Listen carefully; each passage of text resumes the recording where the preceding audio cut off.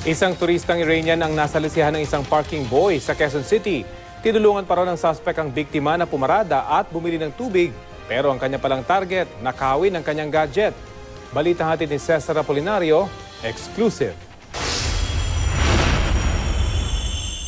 Kadarating lang ng turistang Iranian na si Ismaili Mayer sa bansa para magbakasyon. Pero imbis na sa hotel, sa barangay hall ng South Triangle, Quezon City siya dumiretso. Nasalisihan kasi ng tablet ang turista. Ang suspect, ang parking boy na tumulong para sa kanya habang nagpapark sa bangketa sa Tomas Morato.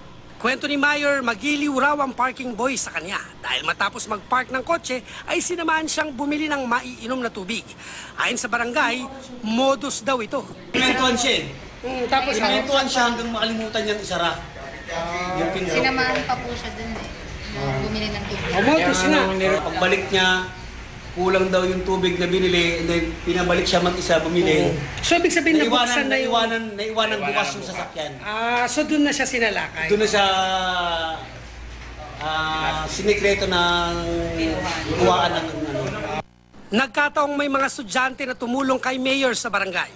Sila na rin ang tumayong saksi para ituro ang parking attendant sa kuha ng CCTV habang tumatakas. Kita pa sa video na sumenyas ang suspect sa isang kasamang babae. Nakakaliya po kasi syempre foreigner po siya, tapos bago lang po siya dito. Eh, nakipagkwentuhan pa daw po siya dun sa parking lot. Friendly pa, friendly. Sa paglalarawan ng saksi, natumbok ang pangalan ng umano'y parking attendant at kasabwat na babae.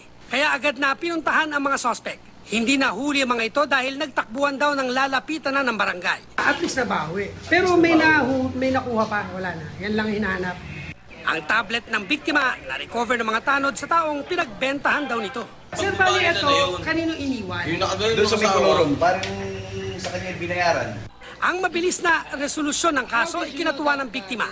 Wala na rin silang balak na magsampa pa ng kaso laban sa mga sospek na kinilalang sina Rogie Hambaro at ang kasabwat niyang si Karen Macarilay. Your friend funded for me. I thank you so much. He's so smart. Barangay.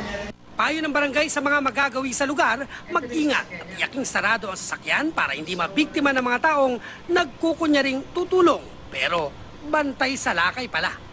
Cesar Apolinario, GMA News.